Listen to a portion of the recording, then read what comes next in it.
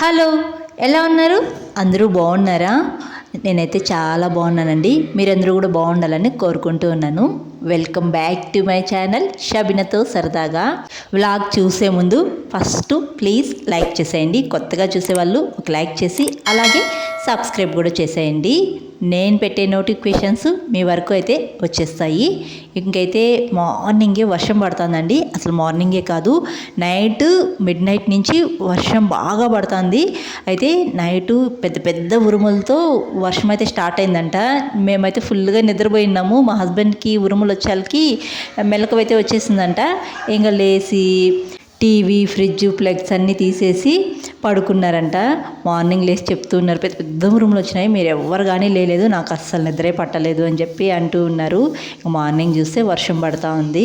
అనంతపురంలో వర్షమే పడలేదు. ఇంకా ఈ మధ్య కొద్దిగా బాగా పడుతుంది అనమాట. ఫుల్ వేడుందండి అనంతపురంలో. ఇంకా నేనైతే తలకి హెయిర్ ప్యాక్ పెట్టుకొని ఇంకా తలస్నానం చేశాను. ఇంకా మార్నింగ్ టిఫిన్ చేయలేదు, అందుకే ఫుల్గా ఆకలి వేస్తుంది. అందుకే మామిడికాయలు అయితే తింటున్నాను అనమాట. వంట చేస్తూనే తింటున్నాను. ముందు రోజు ఇంకా మా అత్తయ్య మామయ్య మామిడికాయలు అయితే పంపించారనమాట. ఇంకా అవే తింటూ ఉన్నాను. ఇంకా నెక్స్ట్ డే మేమైతే ఊరికైతే బయలుదేరేస్తాము. ఇంకా మామిడికాయలు అన్నీ పచ్చిగా ఉన్నాయి కొన్ని, అవన్నీ మేము వచ్చేళ్ళకి మాగిపోతాయి. ఇంకా నేను టిఫిన్ చేయలేదని చెప్పాను కదా, ఇంకా మార్నింగే నేను ఇక్కడ బిర్యానీ చేయడం స్టార్ట్ చేశాను. ఈ మధ్య అంటే పిల్లలకు హాలిడేస్ ఇచ్చినప్పటి నుంచి, సమ్మర్ హాలిడేస్ ఇచ్చినారు కదా, అప్పటి నుంచి నేనైతే టిఫిన్స్ సరిగ్గా చేయటమే లేదు. ఒకేసారి రైసు, కర్రీసు అలాంటివి చేస్తున్నాను. ఒక 11కి 11:30కి అలా తినేస్తున్నాం అనమాట. ఇంకా బిర్యానీ కూడా అలాగే చేస్తున్నాను. ఒక 11:30కి అలా తినేస్తున్నాము. ఇంకా ఇది వాన కూడా పడుతుంది కదా బయట, ఇంకా వేడివేడిగా బిర్యానీ చేసుకుంటే బాగుంటుంది అనిపించింది. అందుకే బిర్యానీ అయితే చేస్తున్నాను. ఇంకా పిల్లలు కూడా టిఫిన్ చేయలేదు. ఇంకా బిర్యానీ తినేద్దాంరా ఒకేసారి, మీరు చదువుకోండి అని చెప్పాను. ఇంక వాళ్ళు అయితే కొంతసేపు చదువుకుంటున్నారు. తర్వాత బిర్యానీ వేడివేడిగా అవుతానే తినేస్తామన్నమాట. ఇంక బిర్యానీ కానీ మనం పులావులు కానీ ఏదైనా చేసుకోవాలంటే మనం ముఖ్యంగా కావాల్సింది నెయ్యి కదా. నేను నెయ్యి అయితే బయట తెప్పించుకుంటానండి. మా అత్తయ్య అయితే తెప్పిస్తారనమాట. ఇంక ఈ మధ్య మా అత్తయ్య పంపించింది నెయ్యి. అది ఏమ్రా అంటే నెయ్యి ఎండలో 2 days పెట్టినాను, అస్సలు కరగలేదు, అలాగే గడ్డగా ఉంది. మామూలుగా నెయ్యి ఎండలో పెట్టినా కరుగుతుంది కదా, ఇది అసలు కరగనే లేదు. ఇంక వేడి వాటర్ పెట్టి దాంట్లో పెట్టాను, అప్పుడు కరిగింది. ఇది కరగలేదు, ఏమైనా కల్తీ వేశారా అని అనిపించింది నాకు. మామూలుగా ఆ నెయ్యి చూస్తేనే ఏం గుర్తొచ్చిందంటే, మా నాన్న అప్పుడప్పుడు బండికి గ్రీజ్ వేస్తూ ఉంటాడు, వైట్ కలర్లో వేస్తూ ఉంటాడు ట్రాక్టర్కి. అది గుర్తొచ్చింది. మా నాన్న గ్రీజ్ వేస్తుంటాడు కదా, అది అలాంటిదేమో అని నాకు అదే గుర్తొచ్చిందనమాట. నెయ్యి ఒకసారిగా తీసుకుంటే నేను బల్క్లో తీసుకుంటూ ఉంటాను. 2 kgs కానీ లేకపోతే 3-4 అలా తీసుకుంటూ ఉంటాను. అందుకే ఎక్కువ రోజులు పెడితే కూడా అలా అవుతుందే ఏమో అని నాకు చాలా డౌట్స్. మనము ఏ వంటకైనా ఎక్కువగా నెయ్యి వేసుకుంటాం కదా, నేనైతే బిర్యానీలకి ఎక్కువగా వేస్తూ ఉంటాను. తర్వాత ఇంకా కీర్ చేస్తూ ఉంటాను కదా, పాయసం అలాంటివి చేస్తుంటాను కదా, ఇంక వాటికి ఎక్కువగా ఈ రెండిటికే అనమాట, ఎక్కువ బిర్యానీ కీర్కే వాడుతూ ఉంటాను. ఇంకా అలా అనిపించింది. ఇంక పిల్లలు తినేశారు. బిర్యానీ అయితే చాలా బాగా కుదిరింది. ఇంక వేడిగా తినేస్తానే పిల్లలు అలా పడుకునేస్తారు. అందుకే మా హస్బెండ్ వాకింగ్ చేయండిరా ఒక 10 minutes అటు ఇటు అని అంటే, వీళ్ళేమ్రా అంటే రన్నింగ్ చేస్తూ ఉన్నారు. ఇలా తోసులాడుకుంటూ పడిపోతారనమాట. ఇంక నువ్వు దొబ్బేసావు అని చెప్పేసి ఇద్దరు పోట్లాడుకుంటూ ఉంటారు. ఇంకా మేమైతే నెక్స్ట్ డే అయితే ఇంకా ఊరికైతే వెళ్తాము, పిల్లర్కి వెళ్తామన్నమాట బక్రీద్ పండగకి. ఇంకా ఇంట్లో అన్నీ సర్దేస్తున్నాను నీట్గా. ఇంక ముందు రోజే మామిడికాయలు వచ్చాయి కదా, అవన్నీ పలుచగా నేల మీద పెట్టేశాను అనమాట. అంటే గాలి పోకుండా పెట్టేసినామంటే అవి బాగా కుళ్ళిపోతాయి మాగిపోయి. 10 days అయితే రాము కదా, ఇంకా అందుకే మామిడికాయలని నేల మీద పరిచేసాను. ఇంకా కొన్ని బట్టలు ఉంటే ఐరన్ చేసుకుంటున్నాను, పిల్లలవే అనమాట. మా హస్బెండ్వి బయట ఇచ్చేస్తాను.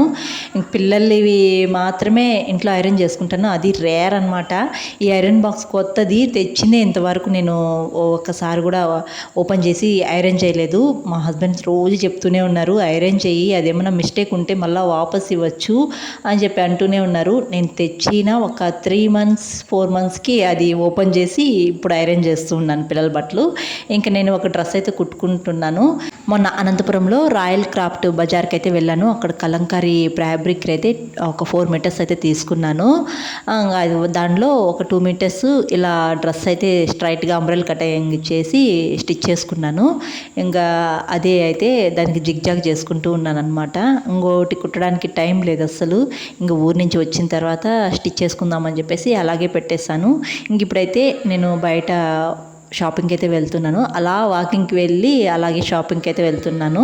మా తమ్ముడు చెప్పాడనమాట శారీ తీసుకురమ్మని చెప్పేసి. ఇంకా బక్రీద్ ముందు రోజు పెద్దలకైతే బట్టలు పెడతారు, ఇంకా శారీ పెట్టాలి అని మా తమ్ముడు అన్నారనమాట. ఇంకా దానికోసం అయితే ఇక్కడ నారాయణ బ్రాండ్ షాప్ ఉంది కదా, అక్కడికి వెళ్ళి ఒక శారీ అయితే తీసుకున్నాను. సింపుల్గానే తీసుకున్నాను. శారీ తీసుకొని ఇంటికి వచ్చేందుకు మా పిల్లలు చూడండి కామ్గా కూర్చొని మామిడికాయలు కోసుకొని తింటూ ఉన్నారు. మేము కానీ ఎక్కడైనా బయట వెళ్ళామంటే అస్సలు ఇల్లు వదిలి వెళ్ళరు, బయట వెళ్ళరు. ఇలా ఇంట్లో కూర్చొని టీవీ చూస్తా లేకపోతే చదువుకోవడము ఏదో ఒకటి చేసుకొని ఇంట్లోనే ఉంటారు, బయట మాత్రం వెళ్ళరు. ఇంకా శారీ విషయానికి వస్తే నేను సింపుల్గానే తీసుకున్నాను. ఈ శారీ అయితే నాకు జస్ట్ 600కి అయితే పడింది. సింపుల్ శారీనే అనమాట. ఇంకా ఈ శారీ నట్టింటైతే పెట్టాలి.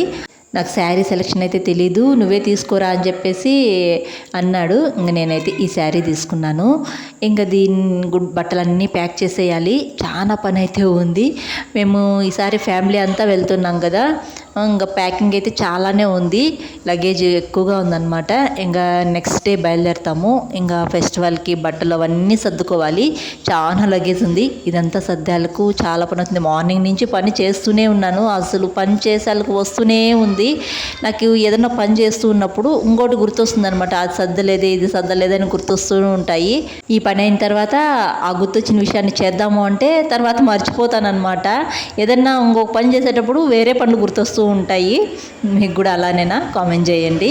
ఇంక మా హస్బెండ్కి పండగ 2 days ముందు బర్త్డే అయితే ఉందన్నమాట. ఇంక నేనైతే ఈసారి బర్త్డేకి బట్టలు అయితే తీయించాను.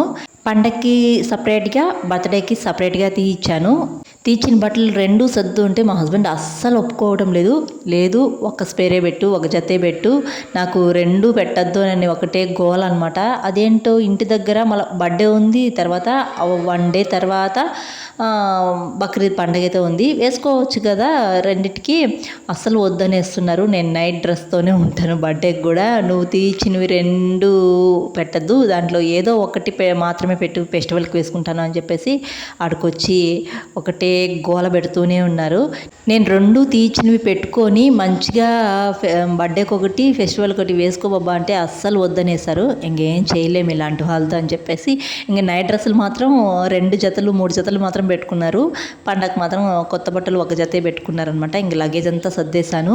ఇంక ఆవకాయ ఊరగాయ నేను వేశాను కదా, ఇంక మా చెల్లెలు మా తమ్ముడు కూడా అడిగారు మాకు కూడా తీసుకురా అని చెప్పేసి. ఇంక వాళ్ళ కోసం అయితే ప్యాకింగ్ చేస్తున్నాను. ఆవకాయ పచ్చడి లాంగ్ వీడియో అయితే పెట్టాను చూడండి, చాలా బాగా కుదిరింది. ఆయిల్ కూడా ఎక్కువ వేసాను చాలా. ఇంక ఈ ఆయిల్ అయితే నేను మొత్తం అలాగే పెట్టేనులేండి, కొంచెం తీసేసి పక్కకు పెట్టేస్తాను. ఫ్రైడ్ రైస్లకి వాడేస్తూ ఉంటాను, చాలా బాగుంటుంది. ఆవకాయలో ఉండే ఈ ఆయిల్ని ఫ్రైడ్ రైస్లకి వాడుకుంటే చాలా బాగుంటుంది. ఎప్పుడైనా వాడుంటే కామెంట్ చేయండి, వాడకన్నా ఉంటే ట్రై చేయండి. ఇంకా ఈ ఆవకాయ పచ్చడి అయితే లాంగ్ వీడియో చూసేయండి. ఈ వీడియో లింక్ అయితే డిస్క్రిప్షన్లో లింక్ ఇస్తాను. చాలా బాగా కుదిరింది. ఇంక సమ్మర్కి కంపల్సరీ కదా మ్యాంగో పచ్చడి కూడా సర్దేశాను. అంతే ఈ వీడియో అయితే ఇక్కడితో ఎంజాయ్ చేస్తున్నాను అబ్బా. నెక్స్ట్ లాంగ్ వీడియో అయితే అప్లోడ్ చేస్తున్నాను, విలేజ్ వ్లాగ్స్. ఈ వీడియో నచ్చితే ఒక లైక్ చేయండి, కామెంట్ చేయండి, సబ్స్క్రైబ్ చేయండి. బాయ్.